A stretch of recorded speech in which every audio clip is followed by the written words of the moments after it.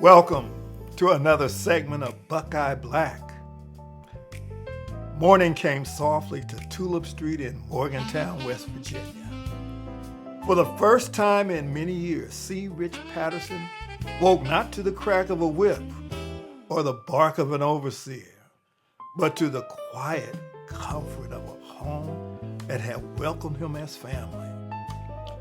Inside the small house of Catfish and Mama Jones, the smell of breakfast filled the air. Buttermilk biscuits warmed on the stove. Coffee steamed in tin cups. And for a brief moment, the long shadow of slavery felt very far away. Rich sat at that table with the couple who had sheltered him these past days. Two souls who had asked nothing in return, except that he lived to see freedom. But this morning would be different. Before the sun had climbed high above the hills of Morgantown, visitors arrived on Tulip Street.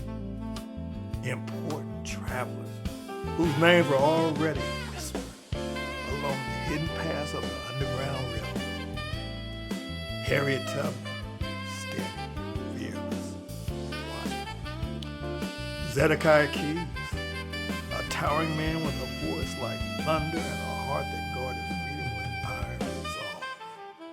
And William Lloyd Garrison, the fiery abolitionist whose words had shaken the conscience of a nation. They came not as strangers, but as allies in a quiet war being fought across America. A war not with armies, but with courage. Soon the small dining table was filled. 6 people sat together where history itself seemed to pause.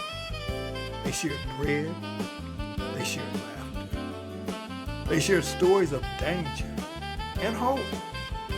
Around that humble table sat a runaway seeking freedom, a family who risked everything to shelter him, a conductor of the Underground Railroad, a defender ready to face any slave hunter who came near, and a man whose voice carried the cause of liberty across the land.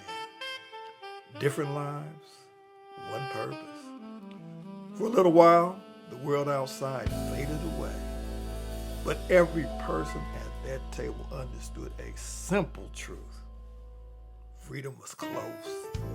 And before the day was done, the journey toward Ohio would begin.